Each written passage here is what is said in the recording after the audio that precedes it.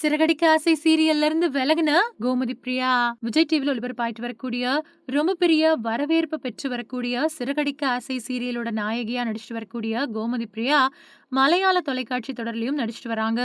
மீனா அப்படிங்கிற கேரக்டர்ல நடிச்சு தமிழ் மக்களோட மனங்கள வென்ற கோமதி பிரியா இப்போ மலையாள ரசிகர்களையும் கவர்ந்துட்டு வராங்க. சிறகடிக்க ஆசை சீரியல் ஒரு சாதாரண கிராமத்து பொண்ணோட நகர வாழ்க்கையில சந்திக்கக்கூடிய சவால்களையும் குடும்ப உறவுகளையும் மையமா கொண்ட ஒரு குடும்பத் தொடர். இதுல தன்னோட யதார்த்தமான நடிப்பு மூலமா கோமதி பிரியா இல்லத்தரசிகள்ல இருந்து இளைஞர்கள் வரைக்கும் எல்லாரோட மனசுலயும் இடம் பிடிச்சிருக்காங்க. டிஆர்பில தொடர்ந்து ஃபர்ஸ்ட் இடத்துல இருக்கக்கூடிய இந்த சீரியலோட வெற்றிக்கு கோமதி பிரியாவோட பங்களிப்பும் ஒரு முக்கியமான காரணம்.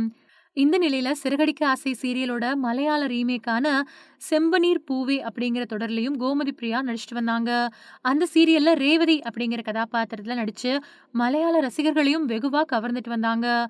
இந்த நிலையில தவிர்க்கவே முடியாத சில சூழ்நிலைகளால செம்பனீர் பூவே சீரியல்ல இருந்து கோமதி பிரியா விலகி இருக்காங்க.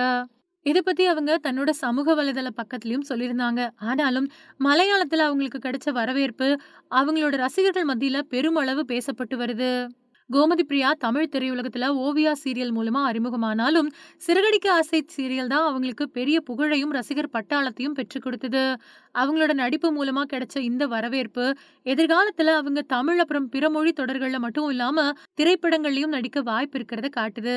கோமதி பிரியாவோட அடுத்த கட்ட நகர்வு பத்தி ரசிகர்கள் ரொம்பவே ஆவலோட எதிர்பார்த்து காத்துக்கிட்டு இருக்காங்க.